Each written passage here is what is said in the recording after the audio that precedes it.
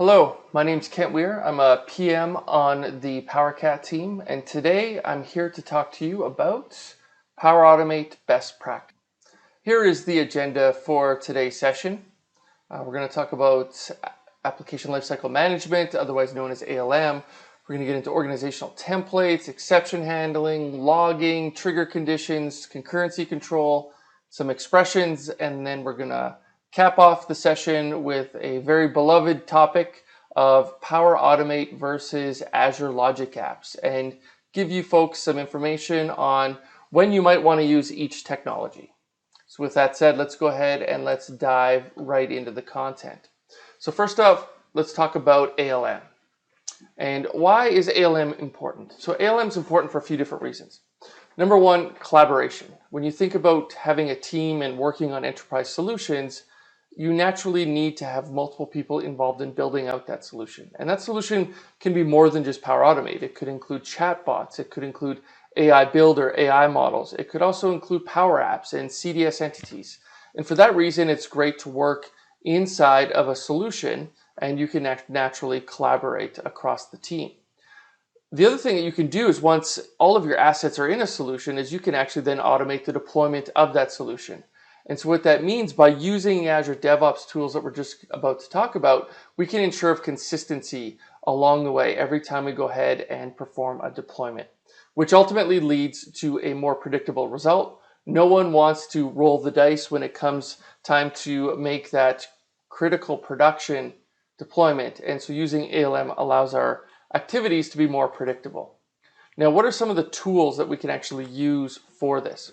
So recently, Microsoft has released some build tools called Power Platform Build Tools. These were previously known as Power Apps Build Tools when they were in preview. Now included as part of the rebranding is that these tools are now in general availability. So they are good to go from a production perspective.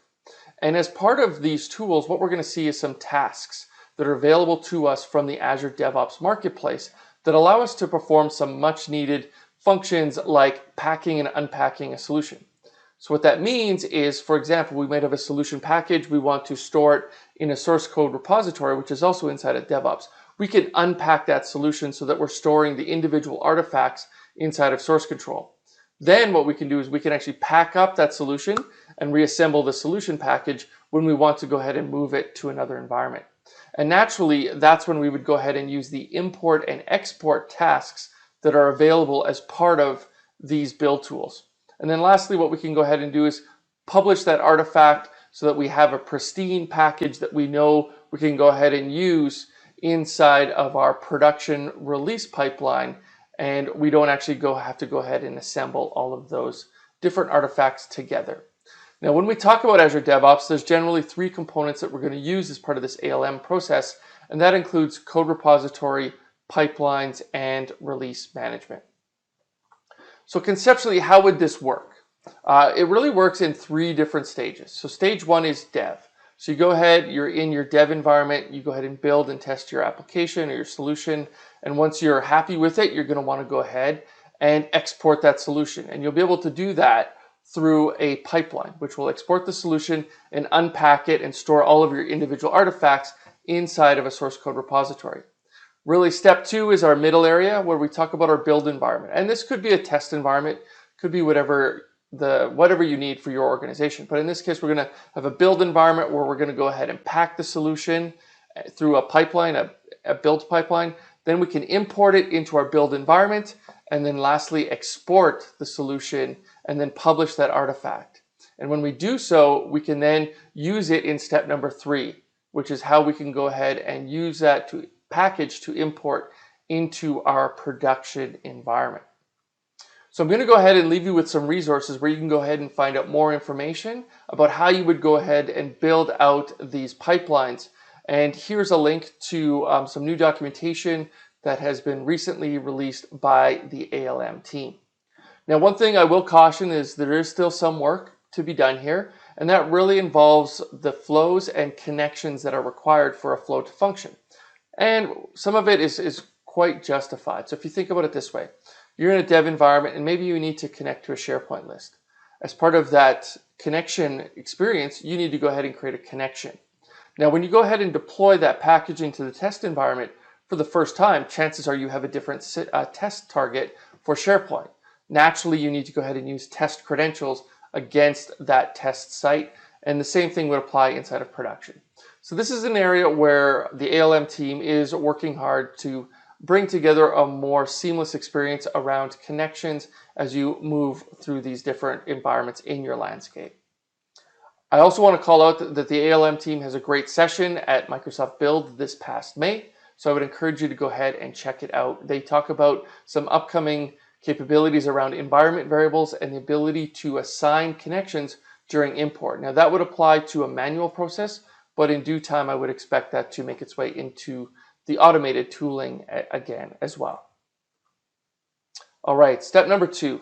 We're going to talk about organizational templates. Now this you may not know actually exists because it's a little bit of a hidden gem in some ways. So the send a copy feature has been out for a little while. It was released in 2019. Now, what is the send a copy feature? So this allows me to go ahead and send a copy of my flow to a coworker. And when they get the email, they can go ahead and click on it and essentially instantiate a version of that template inside of their account. Now, this is a copy. If I go ahead and make changes to my version, they're not going to see those. But this does allow them to reuse my investments in order to help them scale and be more productive. Now, what makes this unique and special is the fact that we've got the ability to send this to a security group. So this could be an O365 or an Azure AD security group. And when we do so, anyone that belongs to that group will be able to discover this specific flow inside of the template gallery.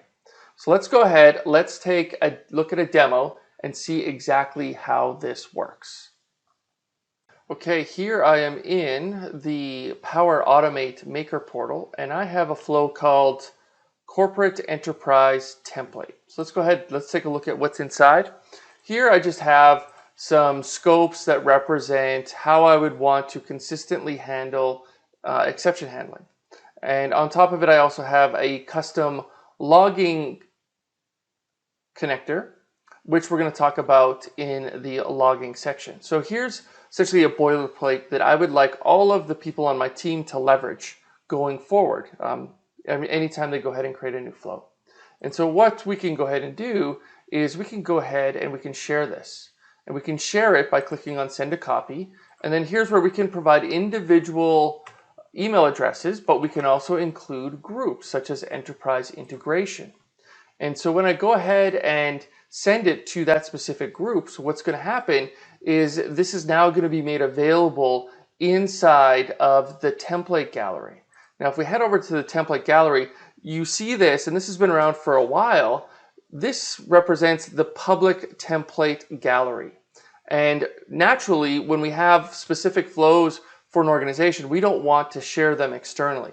So how do we get around that? Well, the beauty of all of this is there's a tab called Shared with Me.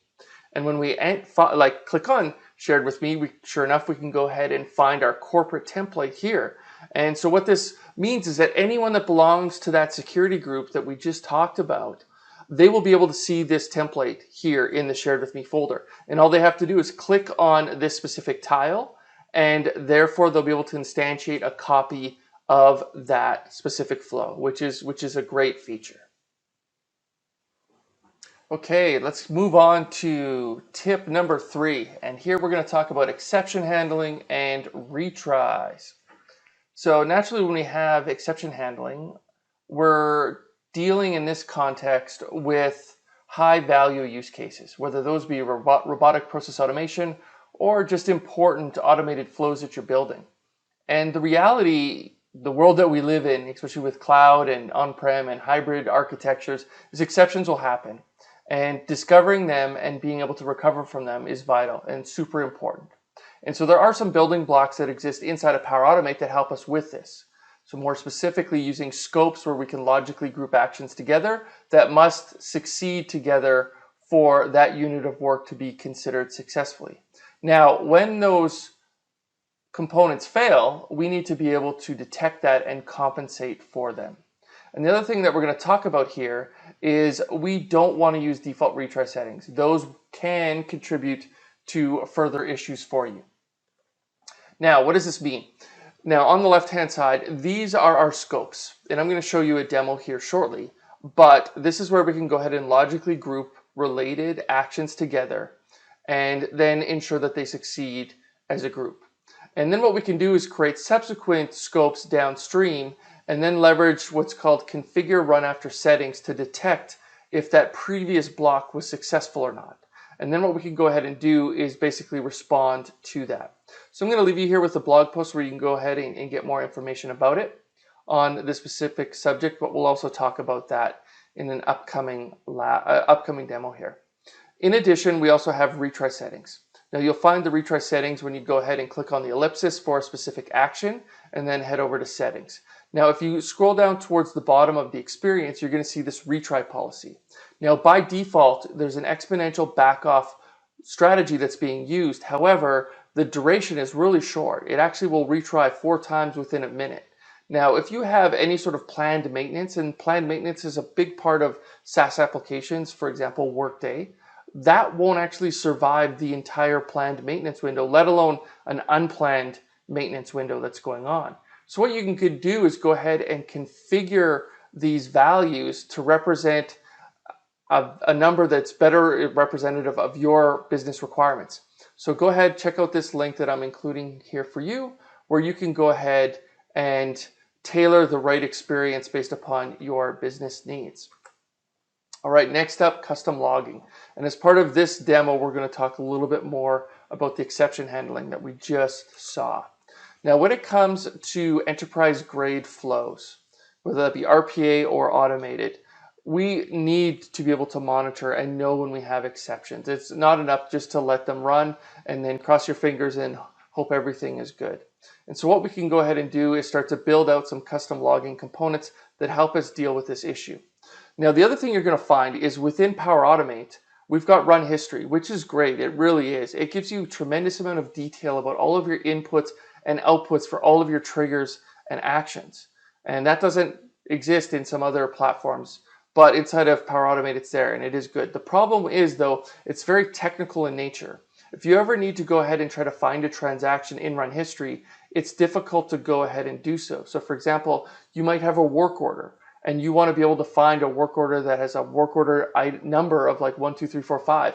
There's no good way for you to go ahead and do that. But by introducing some custom logging components, we can actually introduce that type of functionality and then be able to blend both our business data with our technical data and really provide an enterprise grade solution for that.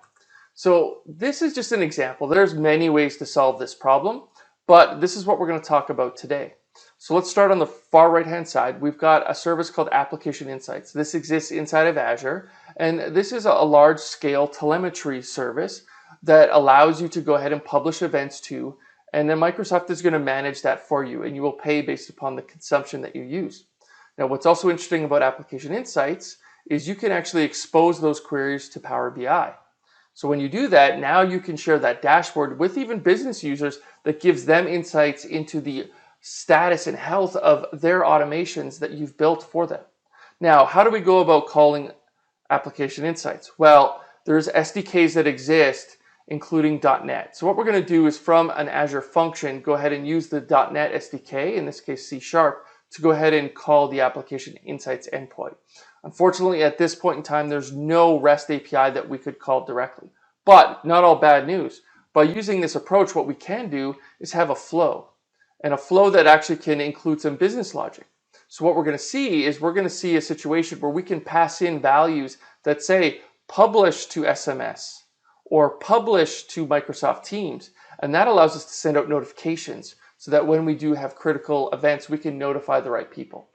Now, with this flow, we want to be able to call this flow from a variety of different applications and sources, including Power Automate. But it could also be logic apps. It could be even custom applications as well. So what we're going to do is we're going to expose this flow as an API through Azure API Management. And as a result, we're going to wrap a custom connector around it so that we can easily plug it into Power Automate.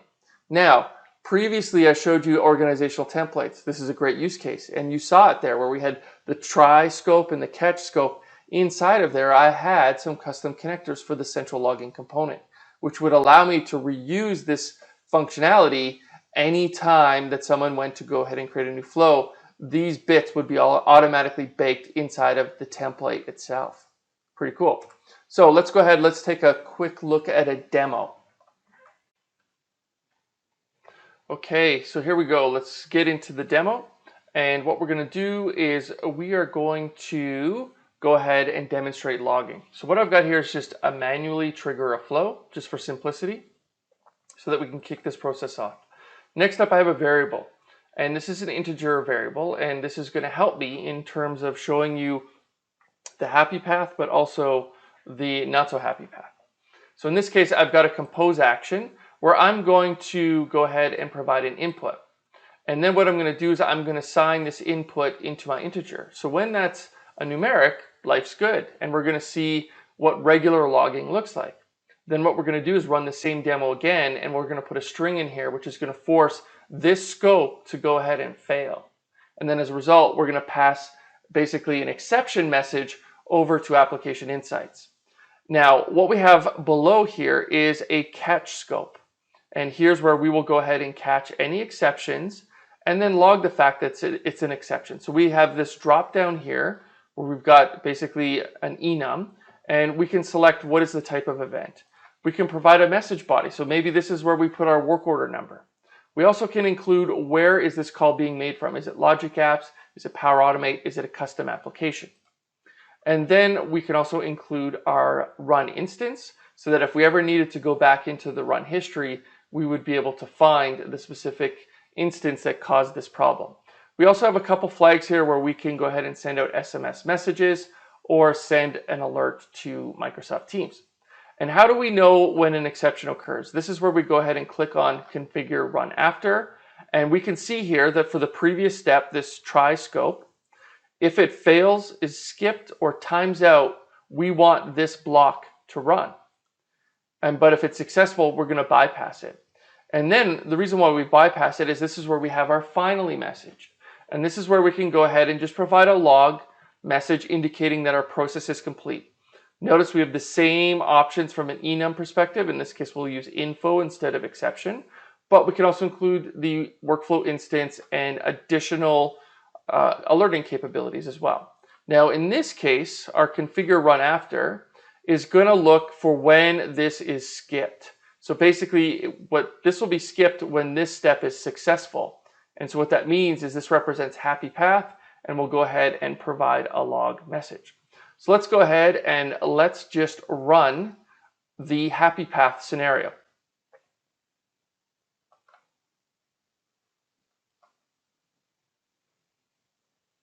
Okay, so life is good. We were able to go ahead and cast or assign our compose output to our integer, and then we went ahead and called our log point indicating that everything was successful. So that's cool. All this information is sent over to Application Insights. So let's now make this fail. And so to do that, we're going to go ahead and just provide just some string text here. Let's go ahead, let's hit save. And then let's go ahead and click on test.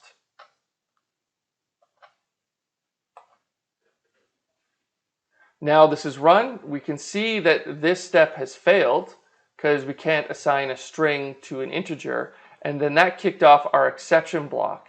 And here we're going to go ahead and pass an exception over to our Application Insights. And my watch is beeping, which means I just got a text message indicating that my process had failed. Now, let's just flip over to Application Insights, and I'm going to hit refresh here. It does take up to 4 minutes latency for this to show up, but I went ahead and ran this before I started recording. And so here, this represents our happy path where we have a custom event, and we can see all of the information that we had captured before, right? So we talked about the application name, the category, we have the run instance ID, we have a message body. We can see all of that information. And what makes this great is we can now go ahead and query based upon those individual details as well. Let's also go ahead and take a look at what an exception looks like. Here we can see the actual exception, and once again we have full control over custom properties that we want to include in this payload. As I mentioned before, we have the ability to go ahead and export this data to Power BI, which is pretty awesome, because then what that means is that you don't have to have access to Azure in order to go ahead and to consume this data, which makes it great for citizen developers or even business folks that are just interested in the business outcome. Okay, so let's now move on to tip number 5, and let's talk about trigger conditions. Now, why is this important? Now, with the licensing changes that did occur, I guess it was last year, 2019, there's been an emphasis around managing API calls closer, and they now are aligned to specific plans that you have. And so I have gone ahead and provided a link to some documentation that helps outline what is the entitlement. So what this means is that you want to make sure that you are using your API calls in a manner that is the most efficient way. So you don't want to be wasting flow runs and API calls when you go ahead and take data into a flow, do a simple piece of logic, and then decide that you just want to terminate the flow. Instead, what you can do is filter those events out at source, which then it won't even count towards your API calls inside of your flow, and it won't actually consume a flow run. And so this is pretty important concept that you can go ahead and leverage. The other thing that it does is it keeps your run history cleaner, right? Once again, back to like trying to find that needle in a haystack. If you just have a bunch of flows where it just executes a step or two and then exits, you're just going to have a cluttered log. Where if you can filter out at source, then what this means is that you will have only runs that actually provide value that you need to actually go through in the event of an operations or support situation. Now, some triggers do have filters that, more specifically, OData filters, and you should use those, and there's nothing wrong with those. And in fact, I would suggest using those instead of using the trigger condition. But the reality is not every trigger supports OData filters. And so this is when you can start to leverage trigger conditions. The other situation is when we think about email. Email has like a subject filter, but it doesn't allow for a lot of more advanced capabilities or addresses advanced scenarios. And that's where we can go ahead and use this approach using a trigger condition. And so the example we're going to talk about today is, and this comes from a real world customer scenario, is they've got a process where they are going to go ahead and ingest emails from customers, and they're going to go process those emails and interface with Dynamics 365. Now, in this case, it's a shared mailbox, and this shared mailbox also receives emails from people inside the organization. And they don't want to go ahead and manage those through the same sales process. So in this case, what they want to do is they want to exclude any emails that are coming from inside the organization and accept only emails coming from outside the organization. So let's go ahead and let's see how we can solve this particular problem. Okay, so here we are, tip number 5. And like I said before, we just want to detect when we have an email that has been sent from an external party. We want to process it inside of this flow.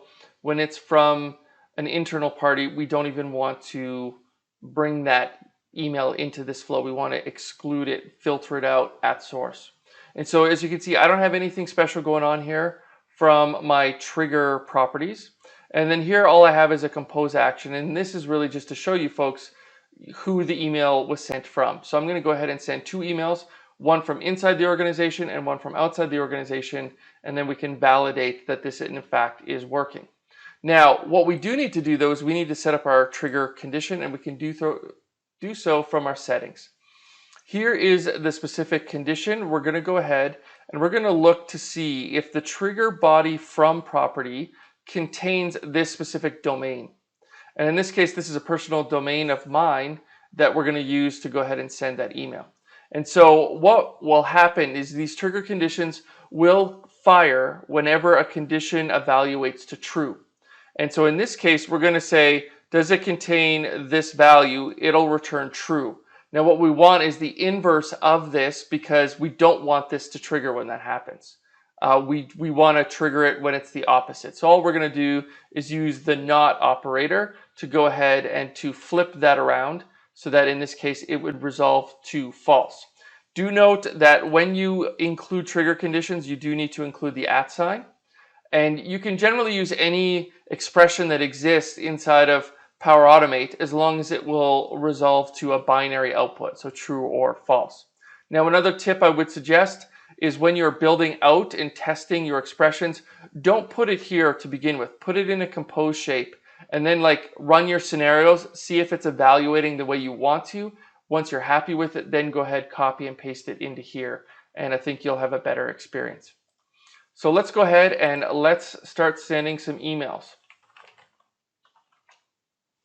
So we're going to mark this with a subject of internal, and we are going to go ahead and hit send. Now what we're going to do is we are going to go send another email, and this time it is going to be from my Microsoft account. And so we would expect that this email actually does get processed. So that should show up in our mailbox here shortly, and then we'll be able to go ahead and see if Flow processed them. So let's head over here and let's just do a refresh. We can see 4 seconds ago we had an email that was processed, and let's see our compose shape, and we can see my Microsoft email address. Now we saw that I sent that email before and it was clearly delivered beforehand, a minute beforehand, and we don't have a record of it. We still only have the email that was sent from my Microsoft account. And so this is exactly the behavior we want, and we're able to preserve flow runs by filtering out at source. Okay, so let's go ahead, let's talk about concurrency control. And so something to know is that when you have a loop, it will be single threaded, and it will only process essentially one record at a time, through that loop. Naturally, if you're driving down a road and there's only one lane, it will generally be much slower than if you had 4 or 5 lanes. And so that's the same principle here when it comes to concurrency control. And we have the ability to go ahead and introduce parallelism, and we can actually scale out how many loops do we want to run concurrently.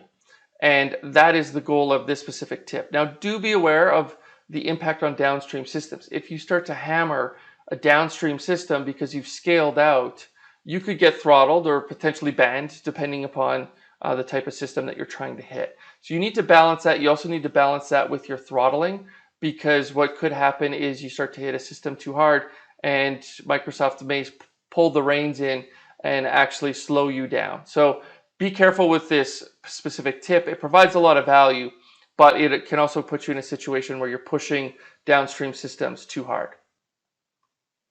Okay, here's our specific example. What we're going to do is kick off a flow manually. We're then going to go ahead and retrieve a list of contacts from SharePoint, and then what we're going to do is run them through a loop. We're going to use the default settings, which is essentially 1, or it's turned off, and that's where you'll find it is concurrency control. And then what we're going to do is we are going to go ahead, perform just a little bit of a calculation here, and go ahead and insert a row into an Azure SQL database.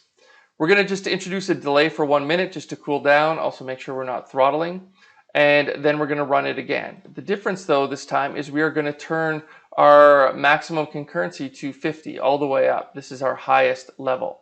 And so let's go ahead and run this. It'll take a couple minutes, so I'm going to pause the recording, but then what we're going to see is the results. So stay tuned. Okay, so our process has now completed. So with the default concurrency, we can see that it took 42 seconds to insert 100 records.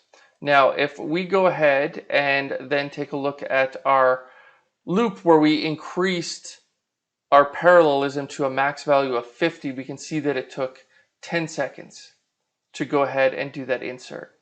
And so this really speaks to some of the performance gains that you can really achieve by using this approach. Next up, we want to talk about the if expression. And so this provides a few different benefits for us. The first is just number one, space. So Condition Builder is great, but it does take up real estate. So especially if you have a few nested if conditions, you can start to have a very big workflow very quickly. So if we need to do just a very simple logic check, we can do that in line using this if expression. The other thing is we can use this expression to do some sort of like data transformation. So let's take a look at an example below. We've got a situation where we want to determine if one number is greater than another. So in this case, if 10 is greater than 5. This is going to return a Boolean result. And the idea is if this returns a value of true, we will return the first parameter back, in this case higher. If this resolves to being false, we'll return the second parameter here, which will be lower. So if 10 is greater than 5, this will return true. As a result, 10 is higher than 5. If we reverse this, if 5 is greater than 10, that will resolve to false. We would go ahead and return this value. So this allows us to do just some simple data transformation, but otherwise how you would solve that problem is having a condition that would take up a lot of space for you to go ahead and return two values like that. So let's go ahead and let's see this in a demo. Here we go. Let's take a look at the if expression. So a pretty simple example. We're going to have two inputs, our current value and our baseline value. Then what we're going to go ahead and do is we are going to see if our trigger number, so this would be if our current value is larger than our baseline value.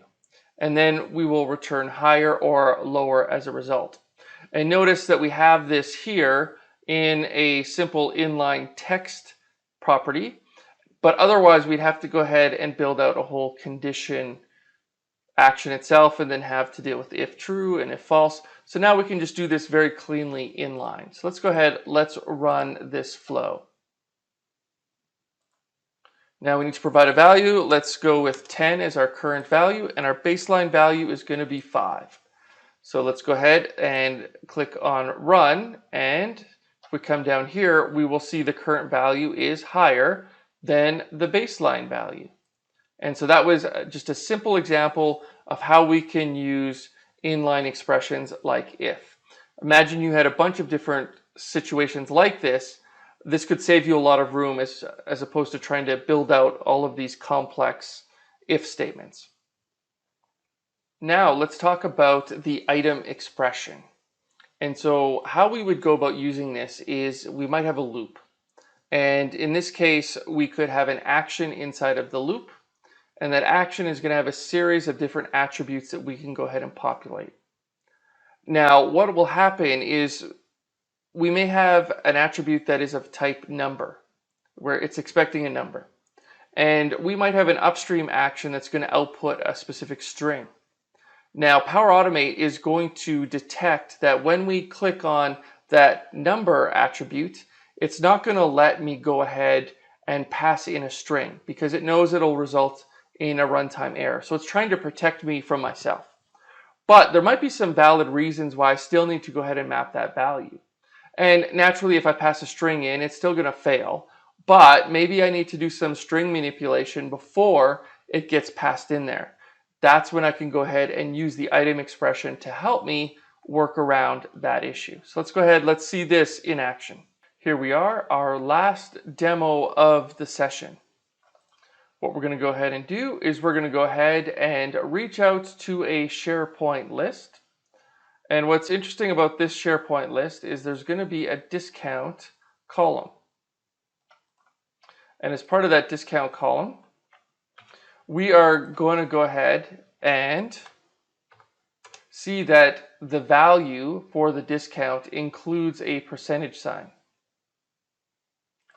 Now, this isn't something that we want. In this case, we can see it here, 10%, 12%, 13%. In this case, we can't go ahead and take that percentage sign and insert it into a database.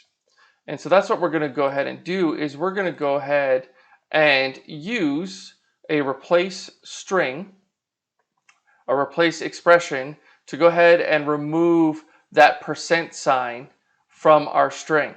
But the problem is when we go ahead and click on this discount field, which is numeric, we won't be able to go ahead and find this value, this discount value. See, it only will include ID because ID is a numeric field. And so that's why we have to go ahead and use this replace expression that will then retrieve the current discount for that array that we're now looping through. Here we've got an apply to each loop.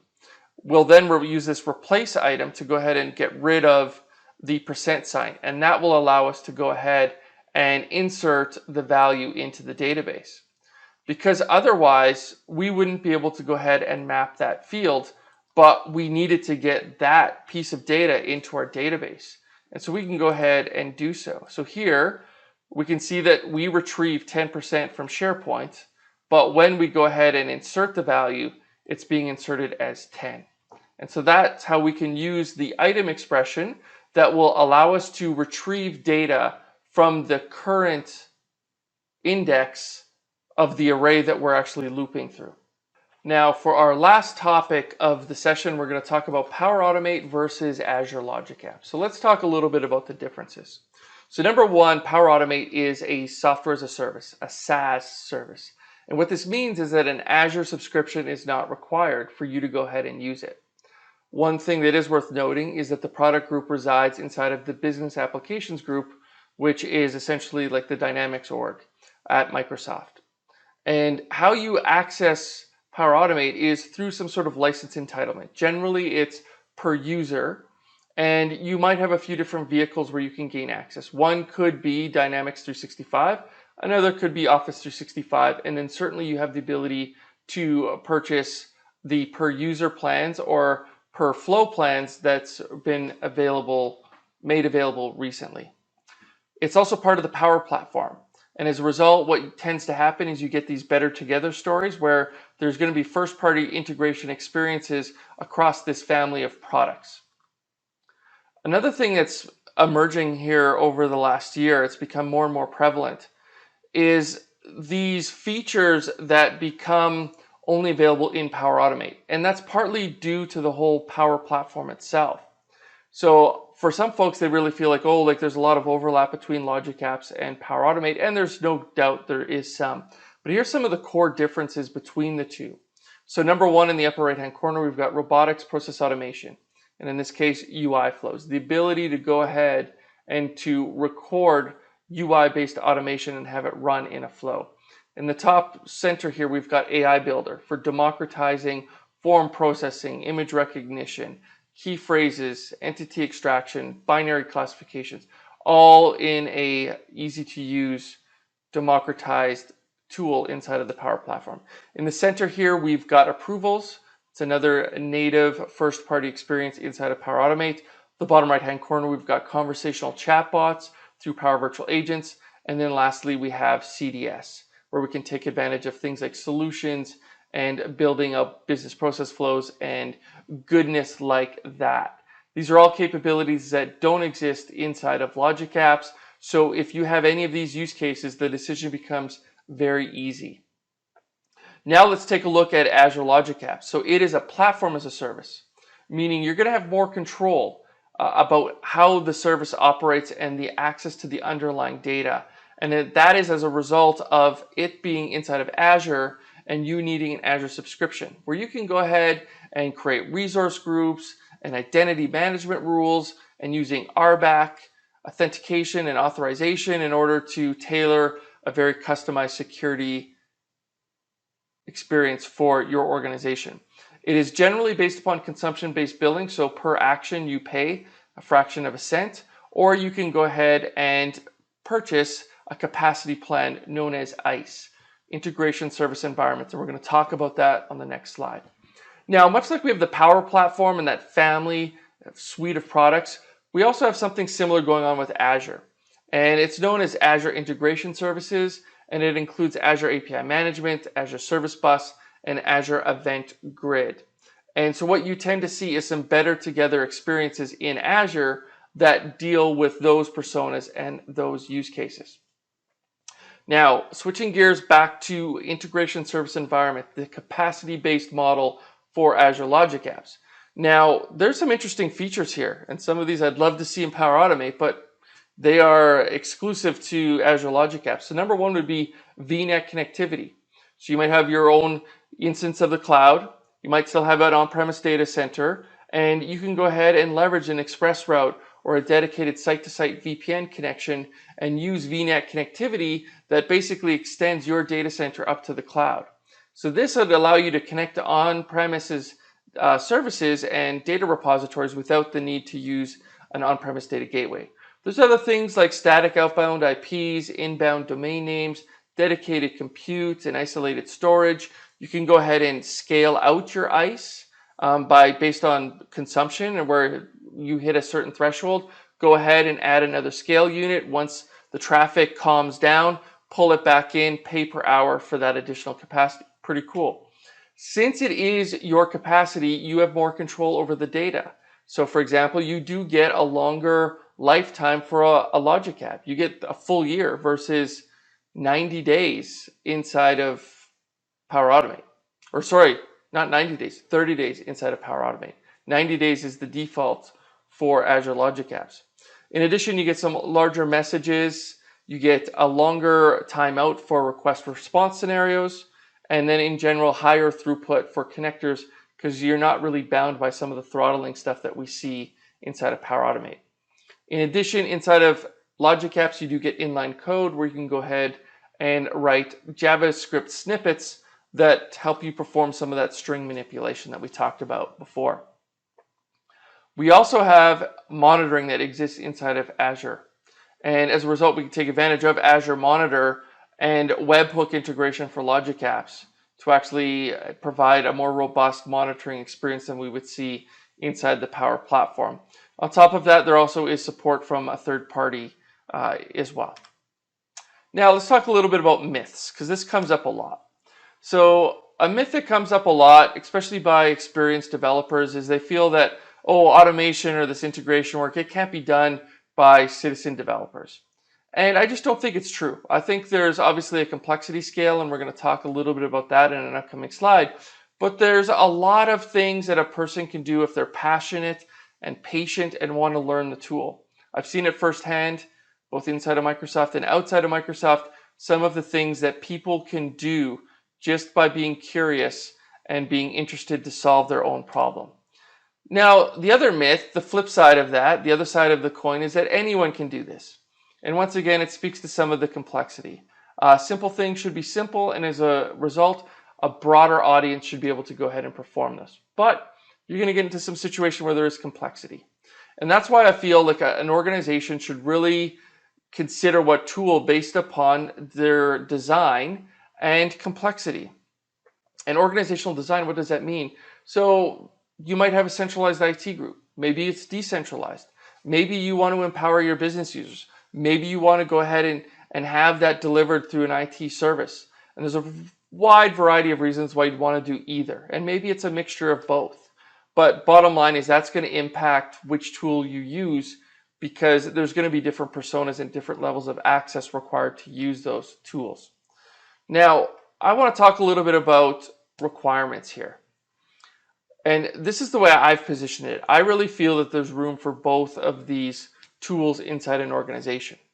And as I mentioned before, we do have a complexity scale here. We do have personal productivity use cases that anyone should be able to go ahead and use. And those you don't want IT taking care of.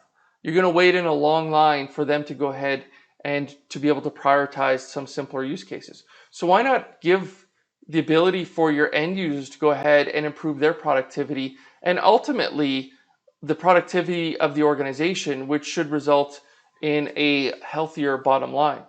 Now, on the flip side, we can go all the way down to the bottom here and see situations like trading partner integration, like EDI, AS2, and even just regulation and compliance-based scenarios where you do need more rigor, more governance, more control over what you're doing.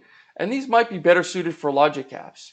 Same thing with application integration and complex data mapping. Like those are use cases where it might take someone that's got more technical skills to be able to pull those things off. But we've got this sweet spot in the middle that I'm calling an organization scaling opportunity zone. And the more you actually educate and embrace tools like Power Automate, the more that your organization can actually achieve, which I think should be the ultimate goal. If you take a step back and separate yourself and sort of your aspirations from the company's and say, what is the right thing for the company to do?